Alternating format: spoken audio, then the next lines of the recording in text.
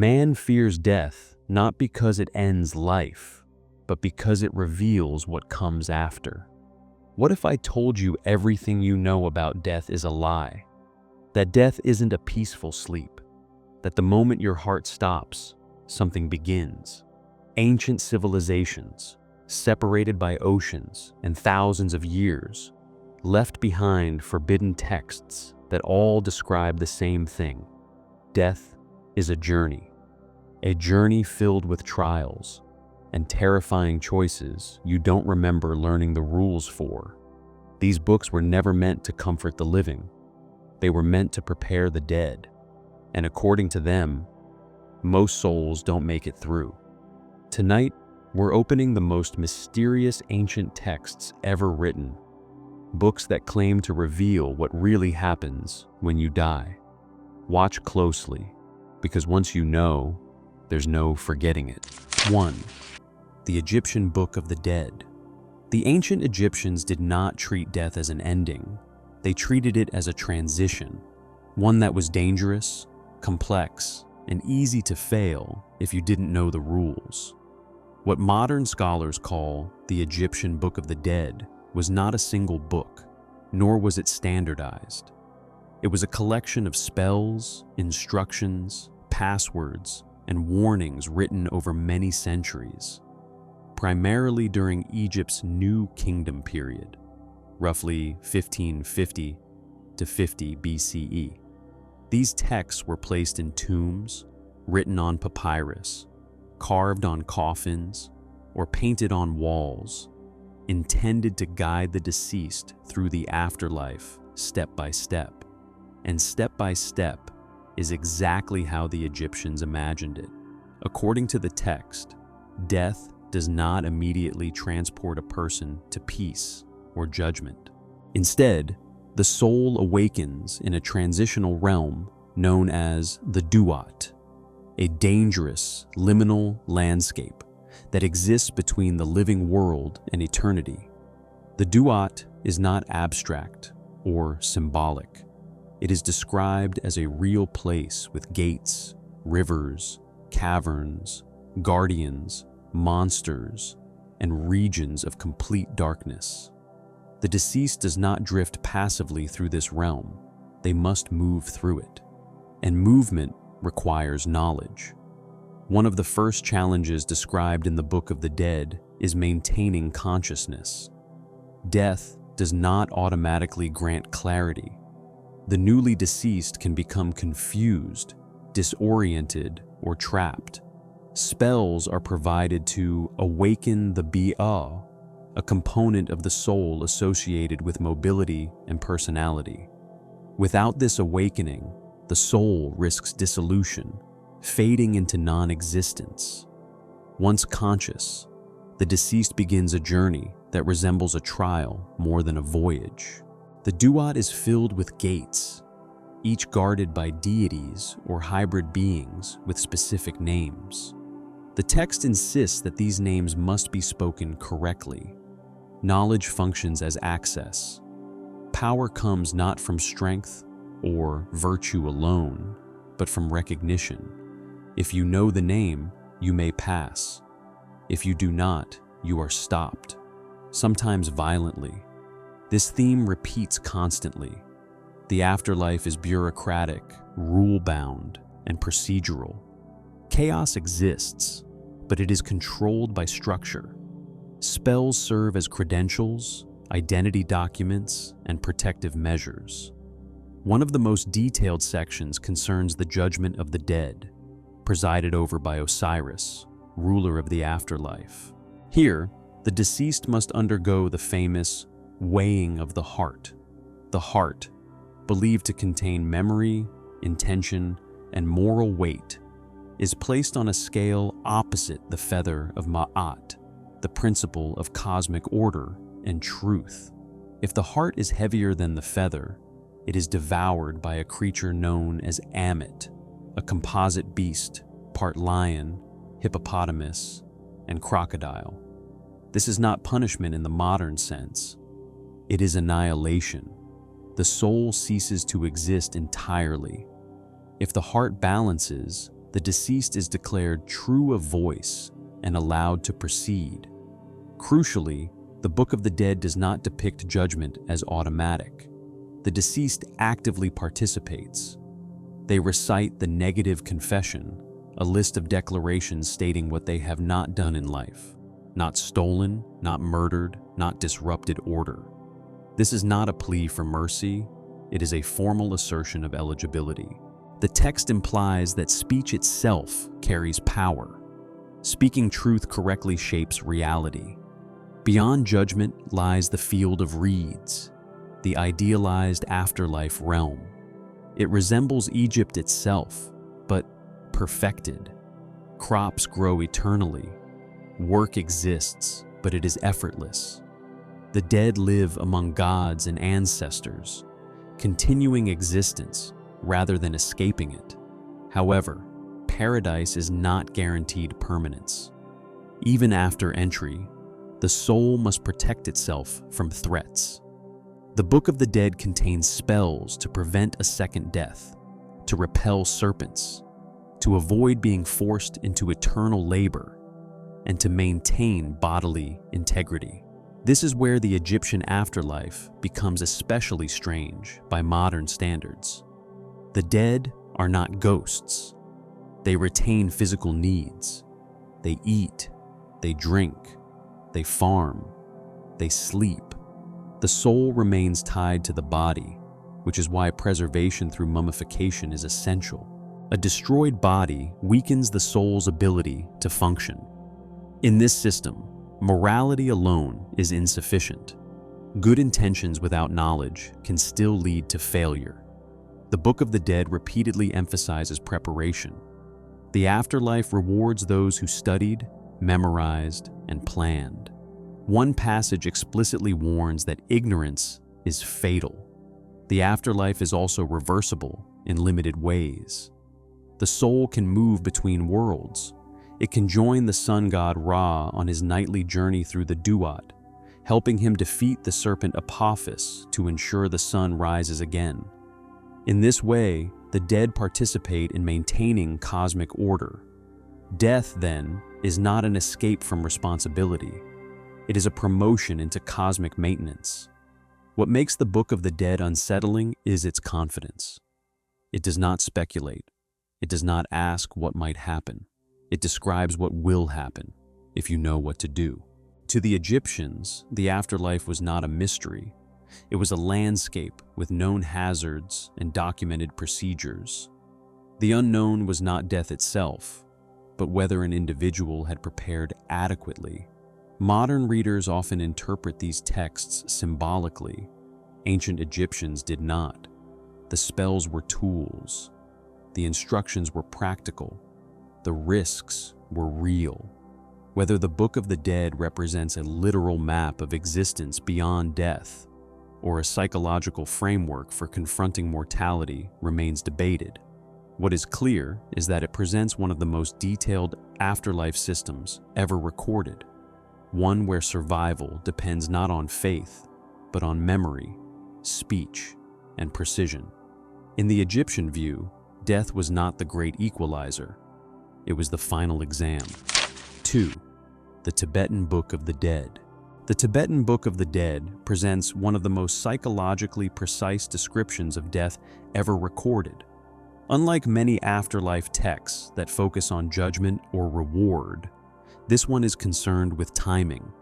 According to the text, what happens after death depends almost entirely on how awareness responds in the moments immediately following physical collapse. Its original title, Bardo Thodol, translates roughly to Liberation Through Hearing During the Intermediate State. That title is not metaphorical. The text was designed to be read aloud to the dying person or recently deceased because hearing, according to Tibetan Buddhist belief, remains functional even after the body shuts down. Death, in this system, is not a single event. It is a process that unfolds in stages called bardos, or intermediate states. Each bardo presents specific experiences, illusions, and opportunities. Missing those opportunities leads to rebirth. Recognizing them leads to liberation.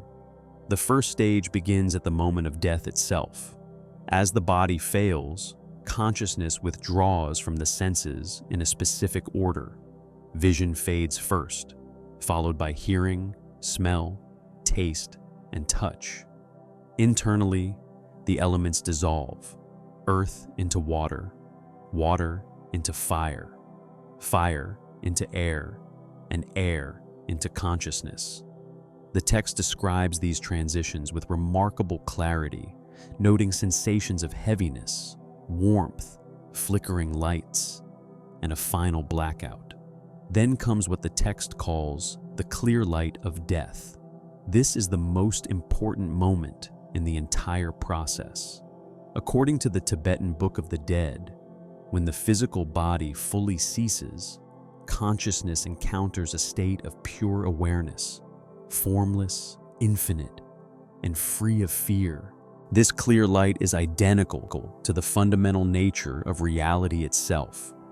If the deceased recognizes this state for what it is, liberation happens instantly. No judgment, no journey, no rebirth. But here's the problem. Most people don't recognize it. The text is blunt about this. Habit, attachment, and fear cause consciousness to recoil. Instead of resting in the clear light, the mind seeks structure, identity, and form. When it does, the opportunity is lost. What follows is the second bardo, the bardo of Dharmata. In this stage, consciousness begins projecting imagery. Peaceful deities appear first. Brilliant, radiant figures representing aspects of awakened mind. They are not external gods in the conventional sense. The text states explicitly that they are manifestations of the mind itself. If recognized as such, liberation is still possible. If not, the experience escalates. The peaceful forms give way to wrathful ones. Terrifying beings with flames, weapons, and monstrous appearances fill the perceptual field. The Tibetan Book of the Dead emphasizes repeatedly that these figures cannot harm the deceased. They are expressions of fear and attachment, but they feel real. This is where many fail. Fear causes consciousness to flee again. Instead of recognizing the visions as projections, the mind reacts as if under threat. This reaction pushes the process into the third stage, the bardo of becoming. Now, the afterlife resembles movement. The deceased experiences rapid shifts of location, fragmented memories, and intense emotional states. The text describes the sensation of being driven by wind, unable to stop or rest. Identity becomes unstable. Desire and aversion intensify. Crucially, the text says the dead can observe the living during this stage, but cannot interact. They see loved ones grieving, possessions being distributed, and familiar places continuing without them. This creates attachment, which further anchors consciousness to rebirth. As the bardo of becoming progresses, visions of potential rebirth environments appear. These are not symbolic. They are described as vivid sensory previews. A person drawn by desire might see couples engaging in intimacy. One driven by anger might see conflict or violence. The text warns that attraction to these visions results in rebirth. Again, recognition is the key. The Tibetan Book of the Dead repeatedly instructs the deceased, do not cling, do not fear, do not pursue. All appearances are mind-made. Eventually, if liberation does not occur, rebirth becomes inevitable. Consciousness is pulled toward a new form, determined by habitual patterns rather than moral judgment. There is no divine verdict. Karma functions automatically, like momentum. What makes this system radically different from many other afterlife models is responsibility. No external authority decides the outcome. No God weighs the soul. No punishment is imposed. The process unfolds according to awareness. The text also makes clear that preparation must happen before death. Training the mind during life, through meditation, recognition of mental states, and familiarity with impermanence, is what allows recognition after death. The afterlife is not a second chance to learn. It is a test of what has already been practiced. Another unsettling aspect is how short the window is. The entire bardo process is traditionally said to last up to 49 days, but the critical opportunities occur much earlier. The first moments after death are the most decisive. In this view, death is not a judgment. It is an exposure. Without the body to anchor identity, the mind reveals itself completely. Fear, attachment, clarity, confusion, all surface immediately. The Tibetan Book of the Dead does not promise comfort. It promises precision. It does not describe heaven or hell as destinations. It describes states of consciousness mistaken for reality. Liberation is not escape. It is recognition. Whether interpreted literally or psychologically, the text reads less like mythology and more like a procedural manual. It assumes the reader will encounter exactly these experiences and prepares them accordingly, and that may be its most disturbing feature. The Tibetan Book of the Dead does not ask what might happen after death. It tells you what will happen, unless you know how to see it differently. 3. The Epic of Gilgamesh. The Epic of Gilgamesh offers one of the oldest and most unsettling answers to the question of what happens after death, and it is not a comforting one. Unlike later religious texts that describe judgment, reward, or spiritual continuation, Gilgamesh presents an afterlife that is bleak, irreversible, and largely indifferent to human achievement. Written in various forms between roughly 2100 and 1200 BCE in ancient Mesopotamia, the epic does not frame death as a transition to something greater. It frames it as a boundary that cannot be crossed without loss.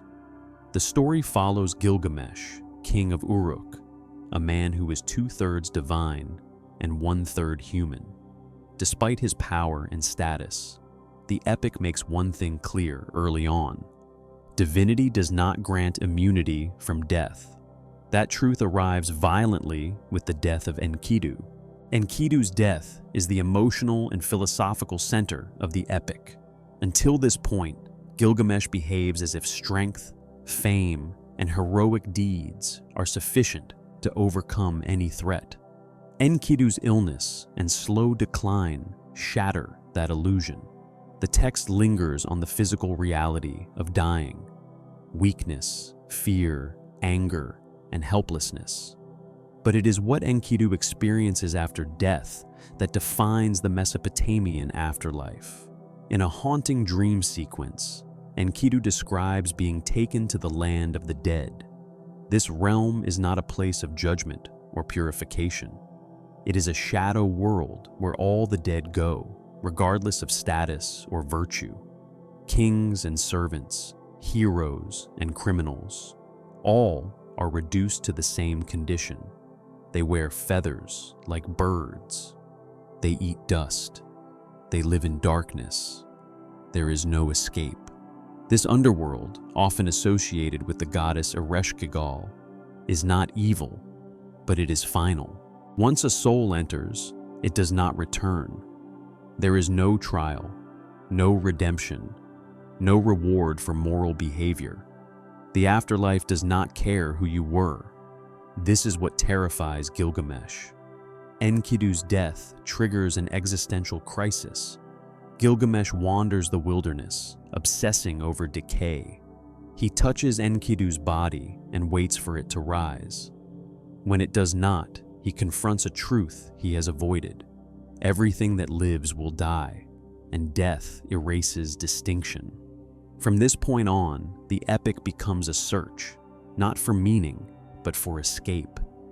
Gilgamesh seeks out Utnapishtim, the only human granted immortality. His journey is dangerous, cosmic, and symbolic. He passes through mountains, crosses the waters of death, and enters realms reserved for gods. Each stage reinforces the idea that the living do not belong beyond their boundary. When Gilgamesh finally reaches Utnapishtim, the message is devastatingly clear. Immortality was not earned. It was granted once, by accident, and will never happen again. Utnapishtim explains that after surviving the Great Flood, the gods rewarded him and his wife with eternal life, but they immediately removed them from the human world. Immortality is incompatible with human existence. It requires separation. To prove his point, Utnapishtim challenges Gilgamesh to stay awake for 7 days. Gilgamesh fails almost instantly. Sleep, an echo of death, claims him without effort. This moment matters. It shows that even awareness cannot be maintained indefinitely. Consciousness fades naturally. Control is an illusion. As a final concession, Utnapishtim reveals the existence of a plant that can restore youth. Gilgamesh retrieves it, believing he has found a partial victory. But on his return journey, the plant is stolen by a serpent while Gilgamesh bathes. The text does not dramatize this theft. It simply happens. This is the epic's final statement on death. It does not announce itself. It does not negotiate. It takes what it will when vigilance lapses. When Gilgamesh returns to Uruk, he does not defeat death. He accepts it. But acceptance does not mean comfort. The Epic of Gilgamesh does not describe an afterlife where consciousness continues meaningfully. It does not suggest moral reckoning or cosmic justice. It presents death as an equalizer that strips identity, memory, and purpose. So why does the text matter? Because it reveals one of the earliest recorded human responses to mortality, not faith, but confrontation. Gilgamesh does not console himself with promises of heaven. He does not rationalize suffering. He looks directly at the outcome and recoils. The only form of endurance the epic allows is legacy. Gilgamesh points to the walls of Uruk, the city he built, as proof that something can outlast the body, not the soul, but the work. Civilization becomes the only answer to extinction. In this worldview, the afterlife is not where meaning exists. Meaning exists before death. That makes the Epic of Gilgamesh deeply modern. It does not soothe, it warns. It suggests that immortality is neither achievable nor desirable, and that the fear of death is inseparable from being human. The Epic does not ask us to prepare for the afterlife. It asks us to reckon with the fact that there may be nothing there to prepare for. And that realization, written thousands of years ago, still unsettles for the same reason it always has, because it doesn't offer hope, it offers honesty. 4. Gal Vihara. Gal Vihara doesn't overwhelm you with complexity. It does something quieter. It presents 4 figures, carved from a single rock face, and leaves you with the sense that whatever was meant to be communicated here didn't require excess explanation. The site consists of 4 Buddha images carved directly into granite during the 12th century. They are not assembled. They are not framed by architecture. There is no narrative sequence carved into surrounding stone. Just figures, standing, seated, and reclining, emerging from the same continuous surface. That choice matters. By carving all 4 figures from a single rock face, the artists eliminated separation. The statues are not individual objects. They are variations of the same presence. Different postures, different states, but one material, one source. The stone does not divide them, it unifies them. This becomes especially clear when you consider the emotional restraint of the figures. None of the Buddhas display dramatic expression. There is no overt storytelling in their faces. The message isn't conveyed through action, but through stillness. Whatever transformation these figures represent is internal, not external. The reclining Buddha is often described as the most striking, but not because it dominates the space. It doesn't. Instead, it introduces vulnerability. The posture suggests transition rather than power. The body is relaxed, not rigid. The expression is neutral. There is no triumph in the pose, only acceptance. In Buddhist tradition, the reclining posture is associated with final release, not disappearance, but completion. At Vihara, that idea is presented without ornament or drama. The body is shown as it is, subject to gravity, weight, and physical reality. Enlightenment here is not depicted as escape from the body, but as calm coexistence with it. The standing and seated figures reinforce this message. They are not idealized beyond recognition. They are balanced, proportioned, and controlled. The statues do not exaggerate divinity. They downplay it. The figures appear grounded, composed, and fully present. This restraint suggests that the purpose of Vihara was not to inspire awe through spectacle, but to guide contemplation. The scale draws you in, but the stillness keeps you there. There is nothing to rush through, no sequence to decode, just presence. The granite itself becomes part of the message. Granite is permanent, resistant, unyielding. By choosing it, the creators ensured that the figures would endure long after political power, dynasties, and cities faded. But they did not carve monuments to kings. They carved states of being. In that sense, Vihara is less a display of mastery than a statement about permanence and impermanence coexisting. The stone will last, the body will not. The figures exist between those two facts. What's striking is how little instruction the site provides. There are no inscriptions explaining meaning, no carved texts telling the viewer what to think. Interpretation is left open, but not vague. The clarity comes from repetition and contrast. Standing, sitting, reclining. Activity, rest, release. Seen together, the figures read less like separate sculptures and more like stages. Not a story with a beginning and end, but a cycle of states the viewer is invited to recognize rather than observe.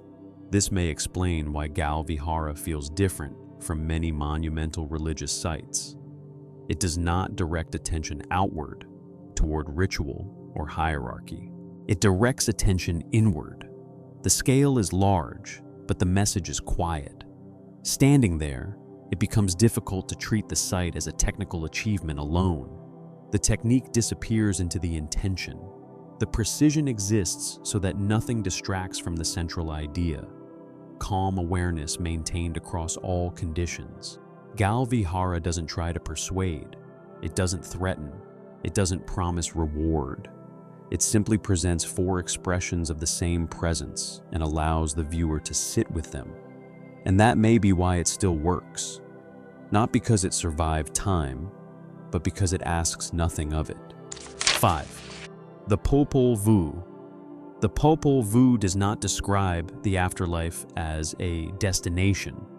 It describes it as a process, one that is dangerous, cyclical, and deeply intertwined with the structure of the universe itself. Compiled in the 16th century, but preserving much older Maya traditions, the Popol Vuh is best known as a creation narrative.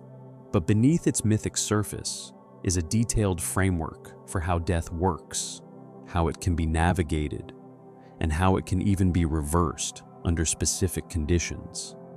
Unlike many later religious systems, the Popol Vuh does not present death as a moral judgment. There is no final weighing of the soul, no eternal reward or punishment. Instead, death is portrayed as a realm with rulers, rules, and tests, one that can be entered, challenged, and in rare cases, escaped. The underworld in the Popol Vuh is called Xibalba, often translated as place of fear. It is not metaphorical. It is a defined location beneath the surface of the world, ruled by powerful entities known as the Lords of Death. These beings are not abstract concepts.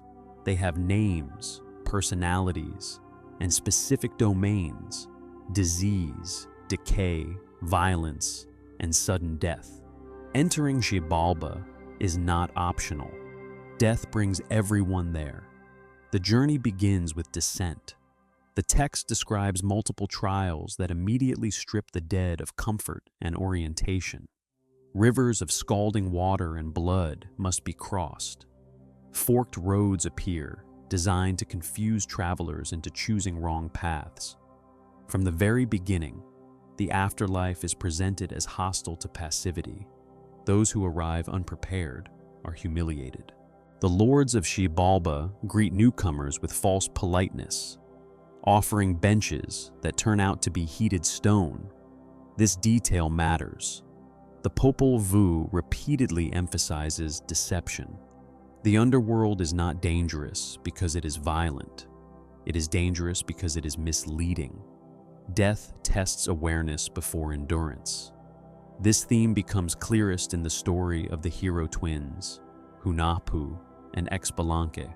Their father and uncle, the first set of twins, are summoned to Xibalba and fail its trials.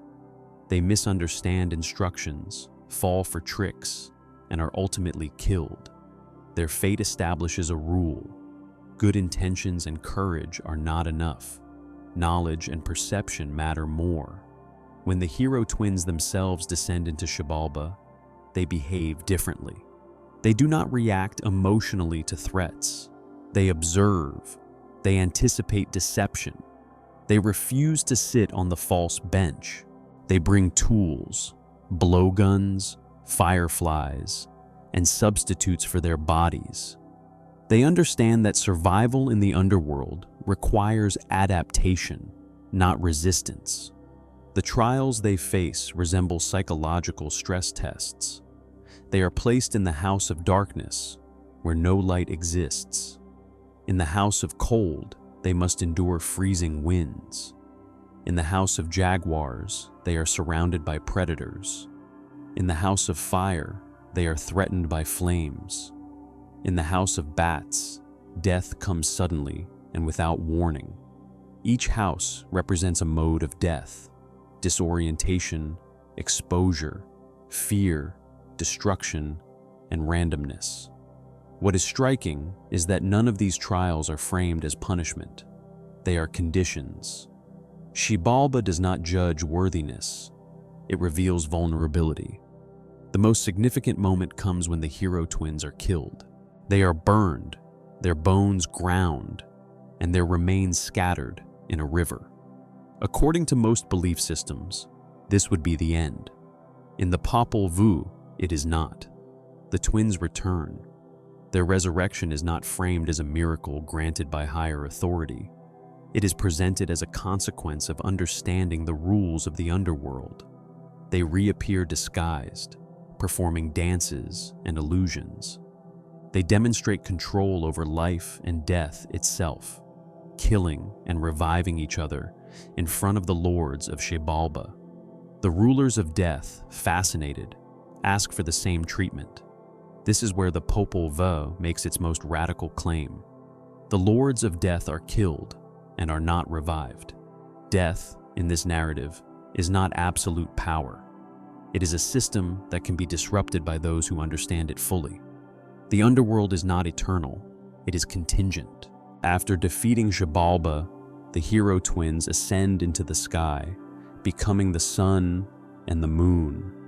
This transformation links death directly to cosmic order.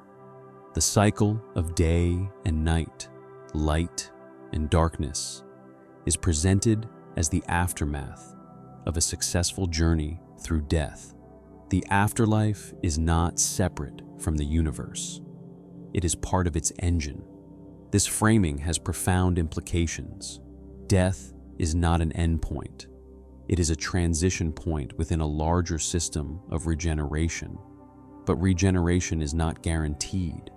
It requires knowledge, timing, and correct action.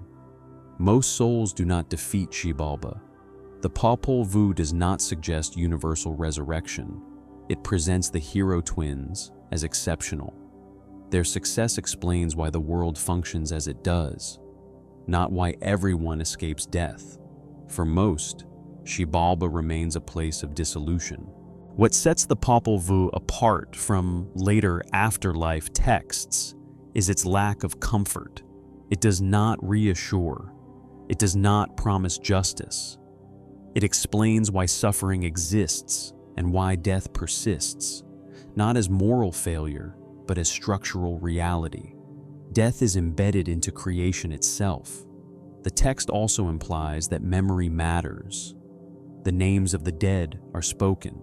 Their stories are preserved. Identity survives not through the soul's permanence, but through repetition and narrative. To be forgotten is a second death. In that sense, the Popol Vuh is less concerned with what happens to you after death, and more concerned with what death does to the world. It creates cycles. It enforces renewal. It demands intelligence rather than obedience. The underworld is not evil, but it is unforgiving, and survival within it is not about righteousness. It is about understanding how reality actually works when stripped of illusion. The Popol Vuh does not offer hope in the form of eternal rest. It offers something stranger, the possibility that death itself is a system, and that systems, unlike absolutes, can sometimes be learned. 6. The Orphic Gold Tablets. The Orphic Gold Tablets are small, fragile objects, but what they describe is anything but small. Thin sheets of gold, often no larger than a credit card, these tablets were buried with the dead across parts of the ancient Greek world between roughly the 5th century BCE and the Roman era. They were found in graves in southern Italy, Thessaly, Crete, and Macedonia, carefully placed near the body, sometimes folded, sometimes rolled, sometimes worn as amulets. They were not decorative, they were instructions. Unlike epic poems or mythological narratives, the Orphic gold tablets speak directly to the deceased. They do not speculate about the afterlife. They address the dead as if the journey ahead is known, repeatable, and dangerous without preparation. Most strikingly, they assume that the dead are conscious.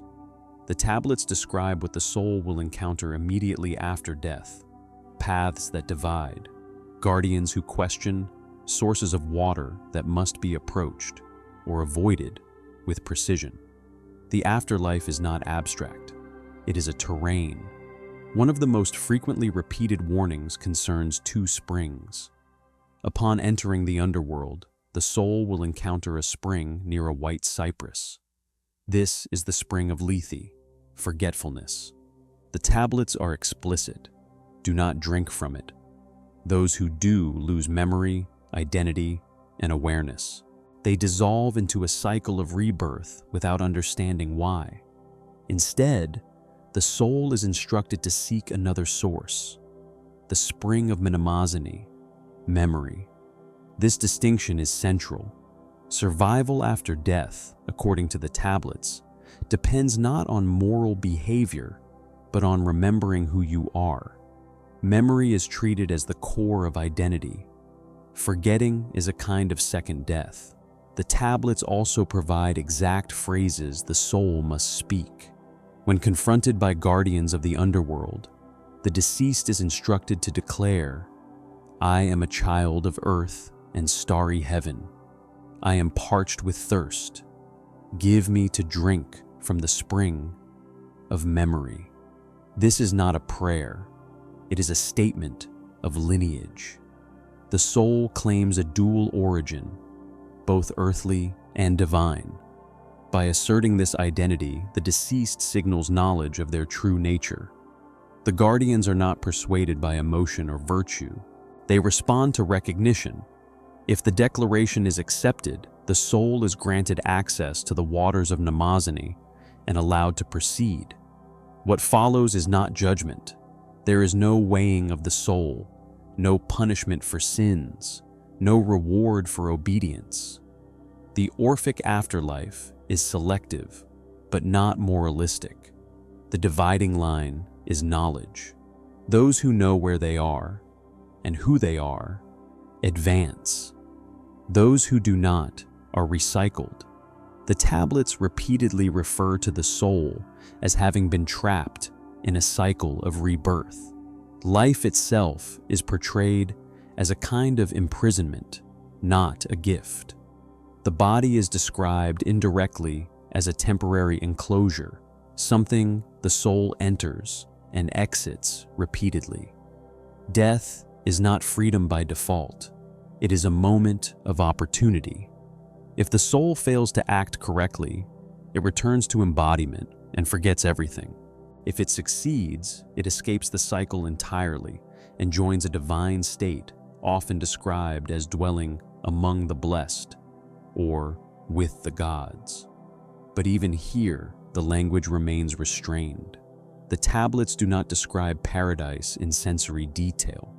There are no landscapes, no pleasures, no eternal comforts promised.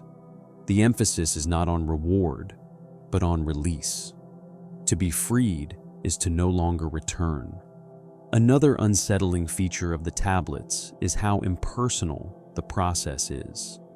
No deity intervenes on the soul's behalf. No savior arrives. The soul must speak for itself, correctly, at the right moment. Failure is quiet. The soul does not suffer dramatically. It simply forgets. This framework suggests that the greatest danger after death is not punishment or torment, but unconsciousness. Existence continues, but without awareness. Identity dissolves into repetition. In this sense, the Orphic vision of the afterlife is closer to a cognitive process than a moral one. Consciousness either maintains continuity or it does not. Preparation is therefore essential. The tablets assume that the deceased encountered these teachings while alive. The instructions only work if the soul recognizes them as familiar. Reading them aloud after death would be useless if the concepts were unknown beforehand. The afterlife, in Orphic thought, does not teach. It tests recall. This places the responsibility squarely on the living. Life becomes rehearsal. Death becomes performance. The tablets also hint at a cosmic order that does not bend to individual desire. The guardians do not argue. The springs do not move. The paths do not change. The system is fixed. Knowledge does not alter reality. It aligns the soul with it. What makes the Orphic gold tablets especially unsettling is their confidence. They do not debate. They do not explain alternatives. They do not offer comfort if the instructions are ignored. They assume compliance or consequence. From a modern perspective, the tablets can be read symbolically, psychologically, or metaphorically. But regardless of interpretation, their structure is unmistakably procedural. They are manuals, not myths.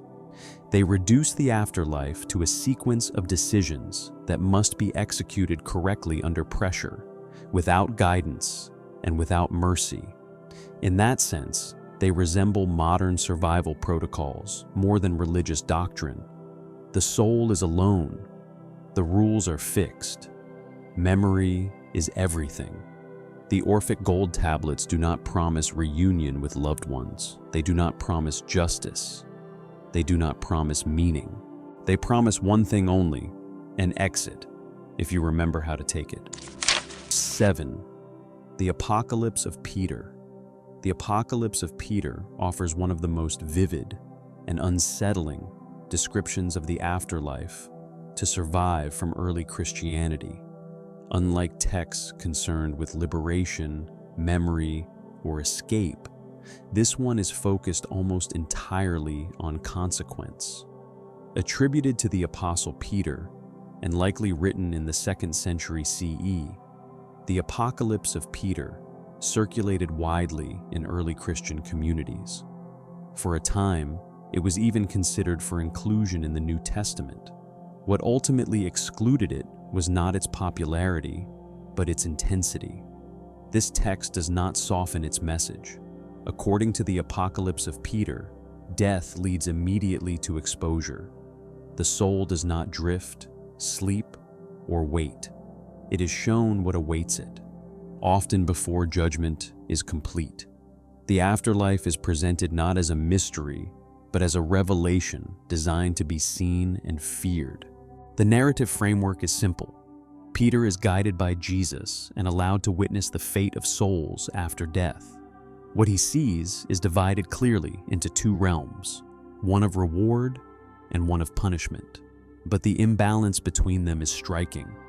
The descriptions of paradise are brief. The descriptions of punishment are exhaustive. The text lingers on suffering. Souls are sorted not by faith alone, but by specific behaviors. Each sin is matched with a corresponding consequence. Punishment is not abstract or symbolic. It is physical, repetitive, and ongoing. Blasphemers are hung by their tongues. Adulterers are suspended by their hair or genitals over burning pits. Murderers are thrown into darkness filled with venomous creatures. The wealthy who ignored the poor are forced to watch the suffering they once dismissed. The logic is direct. The body that committed the act experiences the punishment. This is important. The Apocalypse of Peter assumes bodily continuity after death. The soul does not escape the body. It carries a form capable of sensation. Pain is not metaphorical. It is experienced. Another notable feature is visibility. The punished are not isolated. They see others suffering. They hear them. They recognize them. Shame and awareness intensify the torment. The afterlife here is not only punitive, it is performative. Suffering is witnessed. This stands in contrast to earlier Jewish traditions, where the dead often exist in shadow or silence. In the Apocalypse of Peter, the dead are alert, aware, and constantly conscious of their condition. The righteous, by comparison, are described in calmer terms. They dwell in fields of light, surrounded by flowers, clothed in radiant garments. They observe the punishments from a distance. This detail matters. The saved are allowed to see what they avoided. Justice is reinforced through comparison, but even paradise is not deeply elaborated. There are no complex descriptions of activity, growth, or progression. The emphasis remains on contrast rather than fulfillment. This imbalance suggests the text's purpose. The Apocalypse of Peter is not primarily about comfort. It is instructional. Its imagery is designed to be remembered. The punishments are specific, so they can be imagined. The lesson is behavioral compliance, not metaphysical understanding. Fear is the mechanism. Another striking element is finality. In many later Christian traditions, punishment is eternal. In the Apocalypse of Peter, the issue is less clear. Some versions of the text hint that punishment may eventually end. Others imply permanence. The ambiguity may reflect early debates about mercy versus justice. But even where mercy appears, it is distant. The text suggests that prayers from the living may ease the suffering of the dead. This introduces a communal responsibility. The fate of the soul is not entirely sealed at death. Memory and intercession still matter. Still, the overall tone remains unforgiving. There is no sense that the soul learns through punishment. There is no rehabilitation. Suffering does not refine, it enforces. What makes the Apocalypse of Peter especially revealing is how it reframes moral behavior. Sin is not framed as alienation from God, but as self-incrimination. The punishment fits the action not because of divine anger, but because of exposure. The afterlife reveals the full consequence of choices without distraction. In this system, hell is not chaos. It is order. Every punishment is structured. Every sin has a category. The underworld operates like a system of moral accounting rather than a realm of arbitrary cruelty. The text also removes ambiguity about intent. Those punished are aware of why they suffer. There is no confusion. The soul remembers its life clearly. Regret is part of the torment. This memory-centered suffering contrasts sharply with texts like the Orphic gold tablets, where forgetting is the danger. Here, forgetting would be mercy. The Apocalypse of Peter insists on remembrance. One of the most controversial elements of the text is its implication that God allows suffering to be seen. The righteous witness the punishment of others. Justice is not private. It is observable.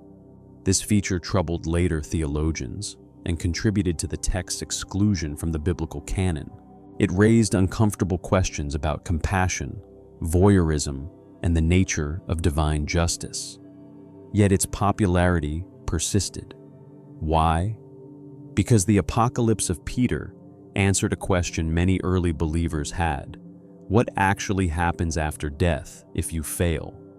It did not hedge. It did not spiritualize. It showed. In doing so, it shaped later visions of hell in Western thought. Dante's Inferno owes a conceptual debt to this text. The idea of sin-specific punishment, bodily suffering, and visible consequence begins here. Whether taken literally or symbolically, the Apocalypse of Peter represents a turning point. It shifts the afterlife from a distant fate into an immediate deterrent. Death becomes a spotlight. You will be seen, you will remember, and what you did will follow you. The text does not explore the mystery of existence beyond death. It does not speculate on consciousness or transformation. Its focus is narrower and harsher. The afterlife in the Apocalypse of Peter is not about becoming something else. It is about being unable to escape what you already are. 8. The Book of Enoch. The Book of Enoch does not describe the afterlife as a single destination. It describes it as a layered system, divided, monitored, and governed long before human beings ever arrive there. Attributed to Enoch, the great-grandfather of Noah, this ancient Jewish text likely developed between the 3rd century BCE and the 1st century BCE. Though excluded from most biblical canons, it was widely read in antiquity and profoundly influenced later Jewish and Christian thought. What sets the Book of Enoch apart is scale. Death in this text is not just a human concern. It is part of a cosmic structure involving angels, fallen beings, imprisoned spirits, and regions of existence inaccessible to the living. The afterlife is not merely where souls go, it is where order is enforced. Enoch's journey begins not with death, but with ascent. He is taken alive into the heavens, guided by angelic beings who show him how reality is organized beyond the visible world. What he sees is not abstract, it is architectural. Chambers, valleys, prisons, and boundaries divide existence into functional zones. One of the most important revelations concerns the fate of souls after death. Enoch is shown a mountain containing hollow places, separate compartments carved into the earth. These are holding areas for human souls, divided according to their lives. The righteous and the wicked are not mixed. The innocent victims of violence are not treated the same as those who caused it. This matters. The Book of Enoch introduces a concept largely absent from earlier Hebrew texts: intermediate judgment. Souls do not wait passively until the end of time. They are sorted immediately after death and assigned to specific regions based on what they are owed. Some souls rest in peace, awaiting resurrection. Others remain in torment, aware of what awaits them later. Some cry out for justice, their voices preserved until judgment arrives. The afterlife here is neither silent nor neutral, but human souls are only part of the story. The most unsettling sections of the Book of Enoch concern beings that are not human at all. According to the text, a group of angels known as the Watchers descended to Earth, violated cosmic boundaries, and taught forbidden knowledge to humanity. They introduced metallurgy, weapon-making, cosmetics, astrology, and secret sciences. Their union with human women produced the Nephilim, giant beings whose violence destabilized the world. When these beings are destroyed, their spirits do not pass into the normal afterlife. They become something else. The Book of Enoch claims that the spirits of the Nephilim remain on Earth as disembodied entities, restless, malicious, and confined to the lower realms. These spirits are not judged like humans. They are trapped. This introduces a radical idea. Not all consciousness follows the same post-death rules. Some beings exist outside the system. Enoch is also shown prisons reserved specifically for fallen angels. These are not symbolic punishments. They are literal confinements, dark, sealed regions where rebellious entities are bound until the final judgment. Chains, fire, and isolation are recurring images. The angels fear these places. That fear matters. The Book of Enoch presents the afterlife not as moral mythology, but as enforcement infrastructure. Laws exist. Boundaries exist. Consequences are mechanical, not emotional. God does not appear as a constant presence in these regions. Administration is delegated. Angels function as wardens, guides, record keepers, and executioners. Judgment is procedural. Another striking feature is memory. Souls do not forget who they are. They retain awareness of their lives, their suffering, and their expectations. The cries of the dead are not metaphors. They are recorded appeals, waiting to be addressed. Time also behaves differently. The Book of Enoch repeatedly emphasizes waiting. The dead exist in a suspended state until a future reckoning. Justice is delayed, but not canceled. The universe is patient. For the righteous, this waiting is peaceful. For the guilty, it is agonizing. Enoch is shown visions of the final judgment, where the compartments are emptied and souls are reunited with bodies. This resurrection is physical. The afterlife is not purely spiritual. Bodies matter. Accountability is embodied. Unlike later Christian texts, the Book of Enoch does not focus heavily on eternal torment for humans. Punishment exists, but the greater emphasis is on cosmic correction, restoring order disrupted by rebellion. The most severe punishments are reserved for those who corrupted the structure of reality itself. In this worldview, death is not the ultimate divider. Hierarchy is. Humans occupy one level, angels another. Hybrid beings fall outside the system. Each category has its own rules, its own consequences, and its own destinations. What makes the Book of Enoch especially unsettling is how indifferent it is to human centrality. Humanity is not the focus of the universe. It is one component within a much larger framework of beings and laws. The afterlife is not built for us. we are placed into it. This perspective strips death of comfort. It replaces personal destiny with systemic function. Souls go where they belong, not because of belief, but because of alignment. Enoch himself is not rewarded with paradise. He is transformed into a recorder, a witness, a boundary crosser who no longer fully belongs to humanity. Knowledge costs him his place. The Book of Enoch suggests that understanding the structure of reality distances you from it. Those who see beyond the veil do not return unchanged. Whether read as mythology, theology, or speculative cosmology, the text presents a universe that is ordered, layered, and indifferent to human interpretation. The afterlife is not a mystery to be solved. It is a system already in motion, and death is simply the point at which you enter the part of it you were never meant to see while alive. 9. The Garuda Purana. The Garuda Purana describes death not as a moment, but as a prolonged ordeal, one that begins immediately after the final breath and continues through a sequence of stages that are both physical and psychological. Unlike many afterlife texts that speak in metaphor or symbolism, this one is explicit. Pain is described in detail. Time is measured. Routes are mapped. Consequences unfold slowly rather than instantaneously. The text is less concerned with where the soul ends up than with what it must pass through to get there.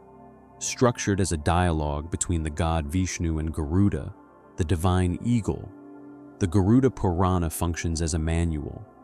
Garuda asks questions about death. Vishnu answers without ambiguity. According to the text, the moment death occurs, the soul does not escape suffering.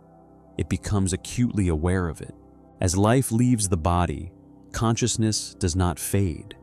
Instead, it sharpens. The dying person experiences fear, confusion, and attachment as the soul separates from the physical form. This separation is not smooth. It is described as painful, disorienting, and resisted by the mind. Immediately after death, messengers of Yama, the god of death, arrive. These beings are not gentle guides. They bind the soul and drag it away from the body. The soul looks back and sees its former life, family members grieving, possessions being claimed, the body becoming inert. This awareness intensifies suffering. Attachment does not disappear at death. It becomes a liability. The soul is then forced to travel toward Yama's realm. This journey is long and brutal. The Garuda Purana describes a path filled with heat, darkness, thorns, rivers of filth, and predatory beings.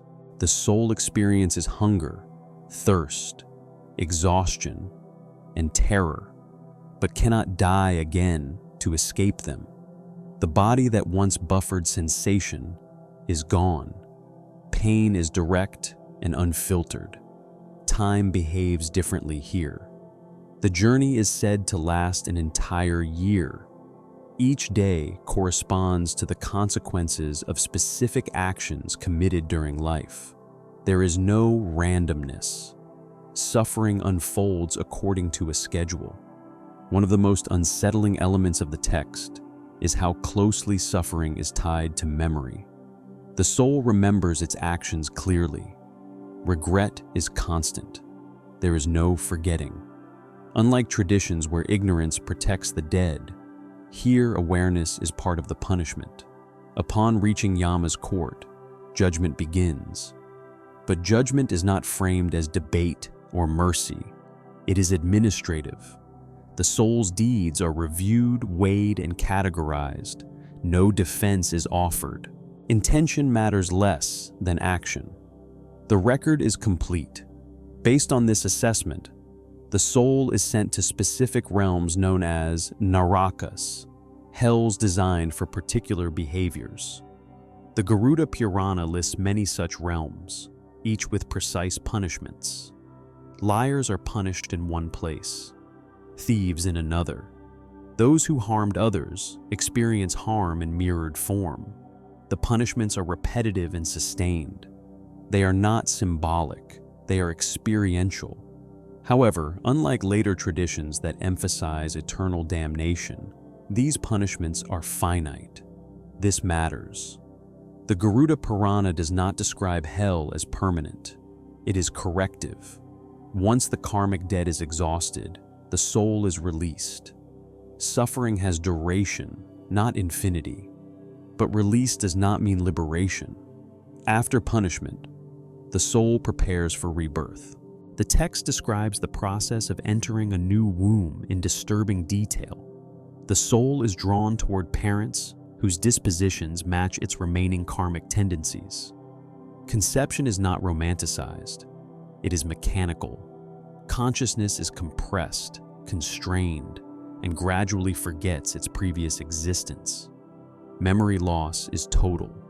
The soul does not choose its new life freely. It is placed.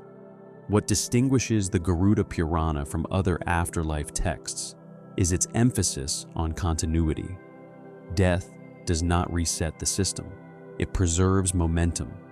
What you carry into death determines what you encounter after it and what you return with. Rituals performed by the living matter here. The text repeatedly states that offerings, prayers, and funeral rites conducted by family members can ease the soul's journey. Food offerings relieve hunger. Water offerings relieve thirst. Neglect by the living increases suffering. In this way, the boundary between life and death remains porous. Responsibility does not end at death. It shifts. Another unsettling aspect is the lack of escape. There is no sudden enlightenment moment, no recognition that dissolves suffering. Knowledge alone does not save the soul. Action does. Preparation matters, but so does conduct. The Garuda Purana is not concerned with belief. It is concerned with consequence. Even devotion does not erase harm done to others. Worship cannot cancel action.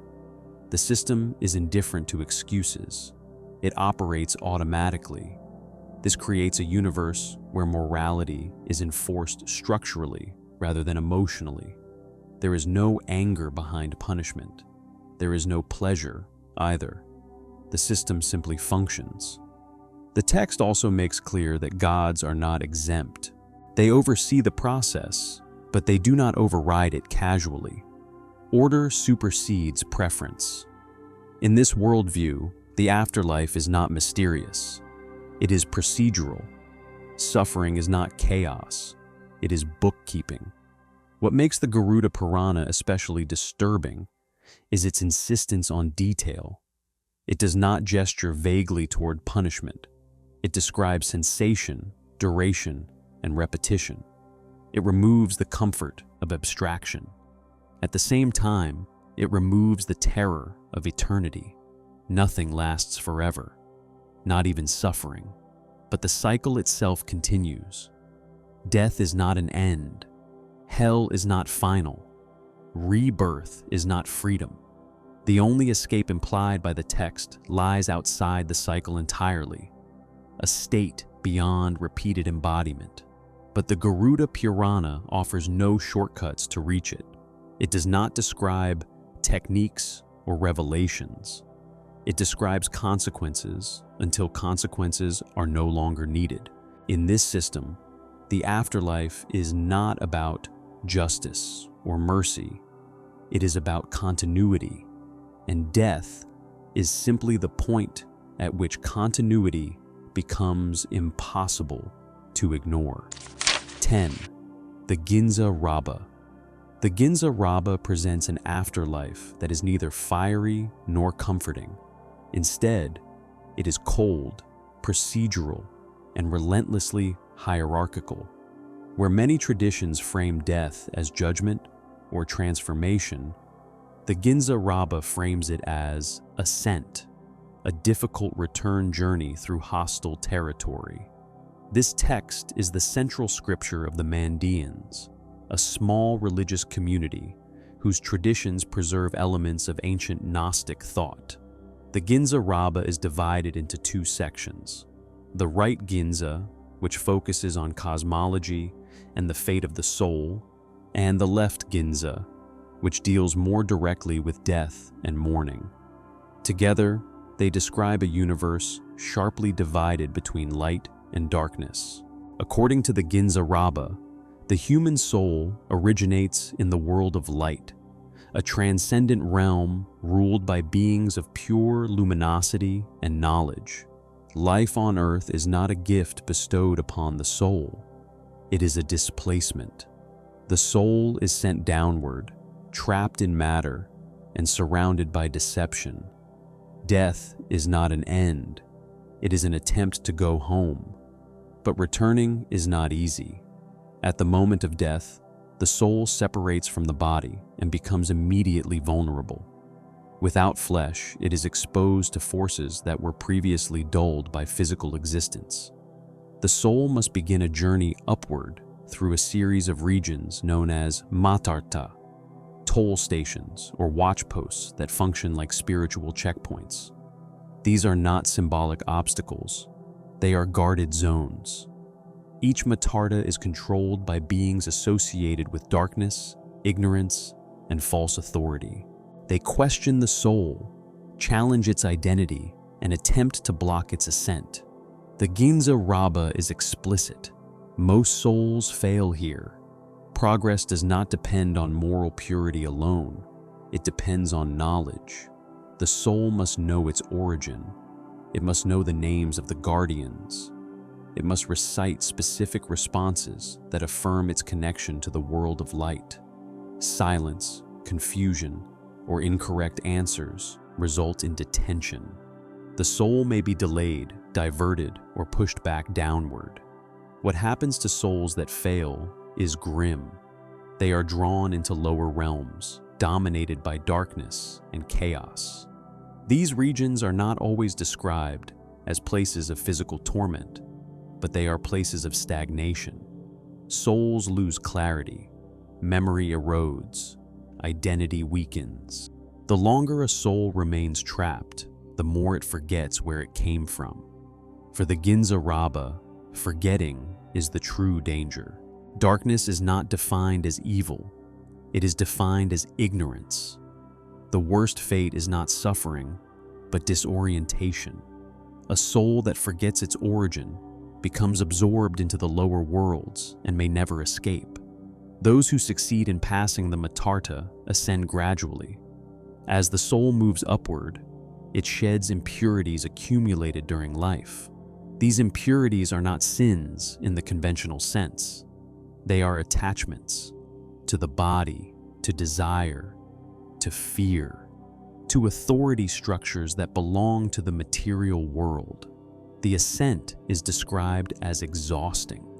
The soul is weakened by its journey through physical existence and must be assisted. This is where ritual becomes critical. In Mandean tradition, rituals performed by the living, especially prayers and baptisms, help strengthen the soul after death. These acts are not symbolic gestures. They are practical interventions.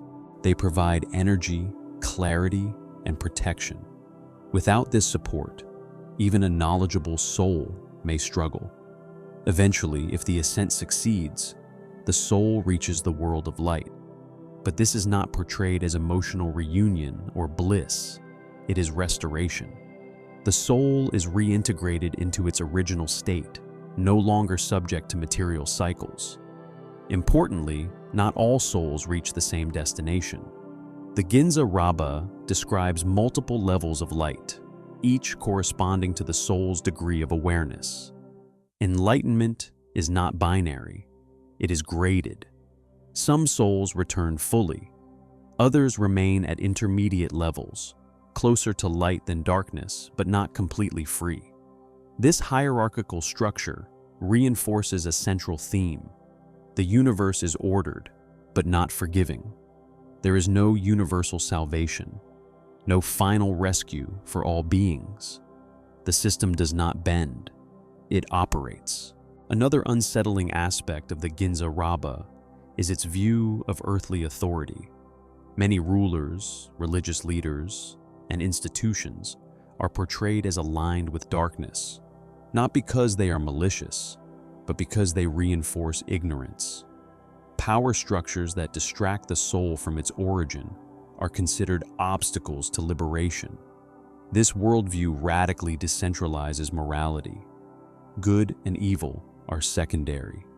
Knowledge and ignorance are primary. A kind person who lacks awareness may fail. A flawed person who understands their origin may succeed. The afterlife is not a reward system. It is an extraction process. The body, meanwhile, is treated as disposable. It returns to the material world, governed by decay. There is no resurrection of the flesh.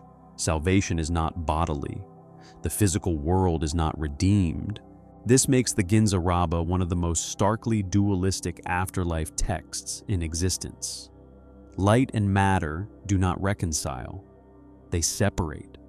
Death is the moment when the soul must choose alignment, not emotionally, but cognitively.